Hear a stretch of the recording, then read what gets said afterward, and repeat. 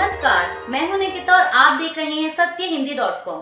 चलिए एक नजर डालते हैं अब तक की सुर्खियों पर। दिल्ली के पूर्व मुख्यमंत्री और आम आदमी पार्टी के संयोजक अरविंद केजरीवाल ने प्रधानमंत्री नरेंद्र मोदी को एक चिट्ठी लिखी है और उन्होंने इस चिट्ठी में दिल्ली के जाट समाज को केंद्र की ओबीसी लिस्ट में शामिल करने की बात कही है। केजरीवाल ने कहा कि आपने दिल्ली के जाट समाज को धोखा दिया। दिल्ली में ओबीसी दर्जा प्राप्त जाटों और सभी अन्य जातियों को केंद्र की ओबीसी लिस्ट में शामिल किया जाए।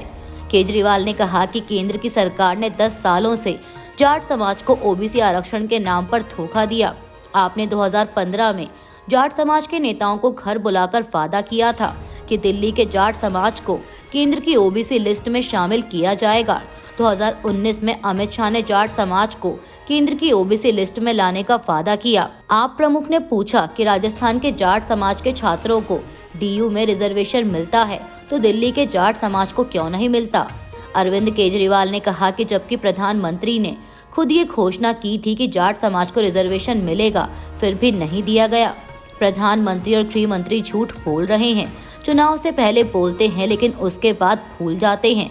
मैंने पीएम को कल एक चिट्ठी लिखी है, उनका वादा याद दिलाया है जो उन्होंने जाट समाज से किया था। किसान नेता जगजीत सिंह डल्लेवाल का आमरण अनशन आज गुरुवार को 45वें दिन में प्रवेश कर गया। इस बीच उन्होंने अपने साथी प्रदर्शनकारियों से उनकी मृत्यु की स्थिति में भी आंदोलन जारी रखने का आग्रह किया है। अपने करीबी साथी काका सिंह कोटड़ा को दिए एक मार्मिक संदेश में डल्लेवाल ने कहा कि उनके पार्थिव शरीर को विरोध स्थल पर रखा जाए और किसी अन्य नेता द्वारा उपवास को जारी रखा जाए। किसान नेता कोटड़ा ने मीडिया को बताया कि डल्लेवाल ने किसी से भी मिलने से इनकार कर दिया है और उनसे तथा अन्य नेताओं से आंदोलन की ओर से अधिकारियों से बातचीत करने को कहा है। कोटड़ा ने कहा कि जज नवाब सिंह की अगुवाई वाली सुप्रीम कोर्ट द्वारा नियुक्त की गई समिति से मुलाकात के कुछ घंटों बाद उनकी हालत खराब हो गई। वहीं डल्लेवाल की सेहत पर नजर रख रही 5 डॉक्टरों की टीम ने भी उनकी हालत पर चिंता जताई है। राजस्थान का कोटा शहर एक बार फिर कोचिंग छात्रों के सुसाइड मामले को लेकर चर्चा में आ गया है। कोटा में रहकर कोचिंग कर रहे हरियाणा और मध्य प्रदेश के 2 छात्र मंगलवार रात और बुधवार दोपहर अपने कमरों में मृत मिले हैं। मीडिया रिपोर्ट्स के मुताबिक 24 घंटे में 2 छात्रों की मौत को पुलिस ने खुदकुशी बताया है। दोनों मृतक छात्र कोटा में रहकर एक निजी कोचिंग संस्थान से जेईई की कोचिंग कर रहे थे। छात्र नीरज का शव पोस्टमार्टम के बाद उनके परिजन हरियाणा ले गए, जबकि गुरुवार सुबह मध्य प्रदेश के छात्र अभिषेक के शव का पोस्टमार्टम किया जा रहा है। वहीं इस बीच आपको बता दें कि कोटा पहुंचे नीरज के पिता बबलू प्रजापति ने मोर्चरी के बाहर मीडिया से बातचीत में आरोप लगाया कि उनका बेटा खुदकुशी नहीं कर सकता है। पुलिस मामले में निष्पक्ष जांच करे। हालांकि पुलिस ने इसे आत्महत्या का मामला बताया है। शिवसेना यूबीटी नेता संजय राउत ने मुंबई में एक प्रेस कॉन्फ्रेंस के दौरान दिल्ली विधानसभा चुनाव को लेकर कहा कि आम आदमी पार्टी और कांग्रेस इंडिया ब्लॉक के सदस्य हैं। किसी एक का समर्थन करना मुश्किल है। हमने हमेशा कहा है कि कांग्रेस देश में एक बड़ी पार्टी है, दिल्ली में आम आदमी पार्टी एक बड़ी पार्टी है। दिल्ली में आम आदमी पार्टी और अरविंद केजरीवाल की सत्ता है और आप अच्छे अंतर से चुनाव जीत रही है। वहीं संजय राउत के बयान पर दिल्ली सरकार में मंत्री सौरभ भारद्वाज ने कहा कि भाजपा से अगर किसी का मुकाबला दिल्ली में है तो वो आम आदमी पार्टी से है। हम वो पार्टी हैं जो 70 में से 67 या 62 सीटें ला रही है और कांग्रेस वो पार्टी है जो 0 सीटें ला रही है। उसके बावजूद कांग्रेस नेताओं द्वारा चुनाव लड़ा जा रहा है और अपने घमंड में चूर होकर अरविंद केजरीवाल और आम आदमी पार्टी को टारगेट किया जा रहा है। ये सारी बातें सारी विपक्षी पार्टियों को आहत करती हैं। उन्हें भी लगता है कि कांग्रेस जो कर रही है वो गलत कर रही है और उस पर उनके केंद्रीय नेतृत्व की चुप्पी उनकी मौन सहमति को दिखाती है। भारत ने अभी तक अफगानिस्तान की तालिबान सरकार को मान्यता नहीं दी है। तालिबान आज भी अंतर्राष्ट्रीय आतंकवादियों की सूची में शामिल है। इसके बावजूद भारत की अफगानिस्तान से लगातार बातें हो रही हैं, बैठकें हो रही हैं। विदेश सचिव विक्रम मिस्री की तालिबान शासित अफगानिस्तान के कार्यवाहक विदेश मंत्री आमिर खान मुत्तकी की बैठक पर तमाम देशों की नजर है।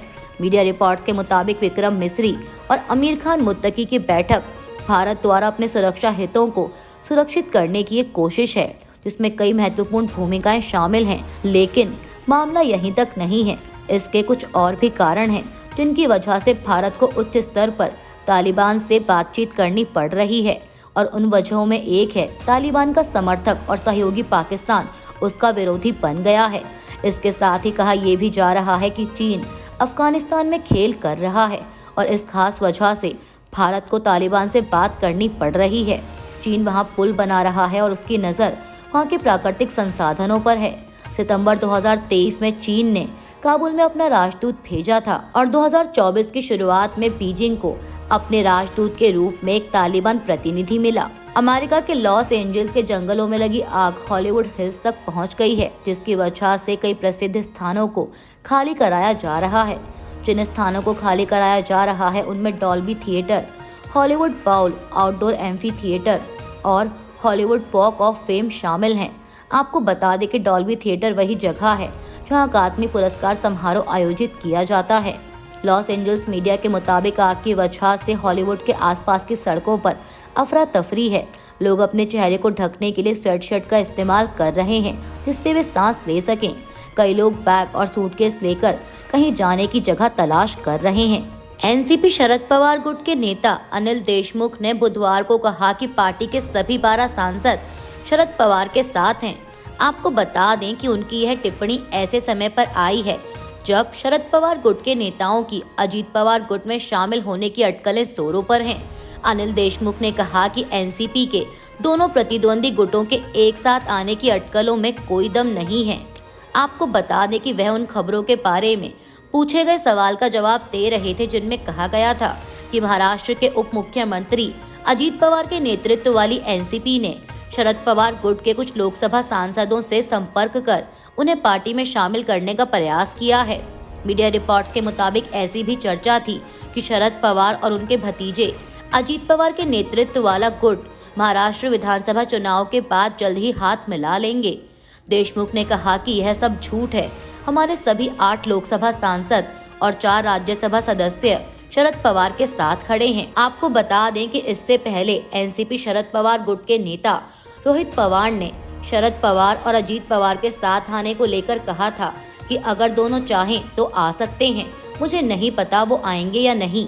उत्तर प्रदेश के मुख्यमंत्री योगी आदित्यनाथ ने बुधवार को कहा कि राज्य सरकार वक्फ के बहाने ली गई जमीन का एक इंच वापस लेगी। एक निजी समाचार चैनल द्वारा आयोजित महाकुंभ महासम्मेलन में बोलते हुए उन्होंने दावा किया कि सनातन धर्म की आस्था प्रणाली दुनिया की सबसे पुरानी संस्कृति का प्रतिनिधित्व करती है, जो किसी भी धर्म या संप्रदाय से तुलना से परे है। आधिकारिक बयान के अनुसार योगी आदित्यनाथ ने कहा कि मुझे हजारों साल पुरानी विरासत मिली है, जिसमें सांस्कृतिक और आध्यात्मिक कार्यक्रम भी उतने ही प्राचीन हैं। सनातन परंपरा आसमान से भी ऊंची है और इसकी तुलना नहीं की जा सकती। आंध्र प्रदेश के तिरुपति में बुधवार रात मची भगदड़ में 6 लोगों की मौत हो गई है। तिरुमला तिरुपति देवस्थानम के चेयरमैन BR नायडू ने यह जानकारी दी।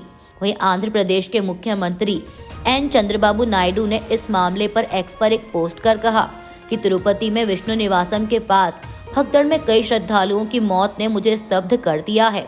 यह दुखद घटना उस समय घटी जब तिरुमाला श्रीवारी वैकुंठ द्वार के दर्शन के लिए बड़ी संख्या में श्रद्धालु टोकन लेने के लिए जुटे थे। मुझे कुछ लोगों की हालत गंभीर होने की सूचना मिली, जिसके बाद मैंने उच्च अधिकारियों को मौके पर जाकर राहत कार्य करने के निर्देश दिए।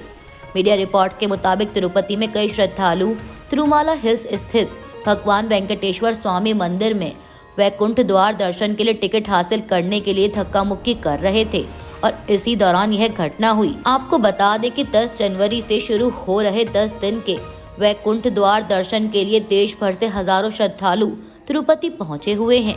दिल्ली विधानसभा चुनाव को लेकर कांग्रेस नेता अशोक गहलोत के आम आदमी पार्टी से मुकाबला वाले बयान पर आप की राष्ट्रीय प्रवक्ता प्रियंका कक्कड़ ने पलटवार किया है। आप नेता ने आरोप लगाया कि इस बार कांग्रेस भाजपा का समर्थन कर रही है। कल भी कांग्रेस नेता अशोक गहलोत ने कहा कि कांग्रेस दिल्ली में आम आदमी पार्टी के खिलाफ चुनाव लड़ रही है। उन्हें दिल्ली में भाजपा नहीं दिख रही। उन्हें यह नहीं दिख रहा है कि भाजपा नेता प्रवेश वर्मा दिल्ली में कैसे काला धन बांट रहे हैं। चैट जीपीटी बनाने वाली कंपनी OpenAI के CEO सैम ऑल्टमैन पर उनकी बहन ने यौन शोषण का आरोप लगाया है और इस मामले में सैम की बहन एन ऑल्टमैन ने उनके खिलाफ मुकदमा भी दर्ज कराया है। हालांकि सैम ने इन आरोपों को खारिज कर दिया। मीडिया रिपोर्ट्स के मुताबिक उनकी बहन एन ऑल्टमैन ने दावा किया कि सैम ऑल्टमैन ने उनका यौन शोषण 1957 से 2006 के बीच किया। ये मुकदमा मिसूरी राज्य के एक डिस्ट्रिक्ट कोर्ट में 6 जनवरी को दायर किया गया। आरोप है कि ये सब जब शुरू हुआ तो एन ऑल्टमैन सिर्फ 3 साल की थी और सैम ऑल्टमैन 12 साल के थे। आपको बता दें कि सैम ऑल्टमैन ओपन एआई के सीईओ हैं। ओपन एआई ने ही आर्टिफिशियल इंटेलिजेंस चैटबॉट ChatGPT बनाया है। वहीं इस सारे मामले पर सैम ऑल्टमैन ने एक्स पर अपने 2 भाइयों और मां के साथ साझा बयान जारी किया। इसमें उन्होंने अपनी बहन के लगाए गए आरोपों को खारिज किया है। बयान में कहा गया है कि सभी दावे बिल्कुल गलत हैं। वह अपनी बहन की वित्तीय मदद करते हैं, उनके बिल चुकाते हैं और किराए का भुगतान करते हैं, लेकिन वह हमसे लगातार और धन की मांग करती है। यूक्रेन के दक्षिणी शहर जापोरिजिया के अधिकारियों के मुताबिक रूसी गोलाबारी में कम से कम 13 लोगों की मौत हो गई और 32 लोग घायल बताए जा रहे हैं। क्षेत्रीय प्रमुख इवान फेडोरोव ने बताया कि रूस ने दोपहर में शहर पर हमला किया। 2 गाइडेड एरियल बम रिहायशी इमारतों पर गिरे। सामने आए फुटेज में एक इमारत में आग लगी हुई और कुछ गाड़ियों को जलता हुआ देखा गया है। इस बीच यूक्रेन के राष्ट्रपति व्लादिमीर जेलेंस्की ने अपने सहयोगियों से अपील की है कि वे रूस पर उसके आतंकवाद के लिए दबाव बनाएं। वहीं रूसी सेना ने अब तक इस पर कोई प्रतिक्रिया नहीं दी है। अभी के लिए बस इतना ही। बाकी की खबरों के लिए बने रहिए सत्यहिंदी.com के साथ।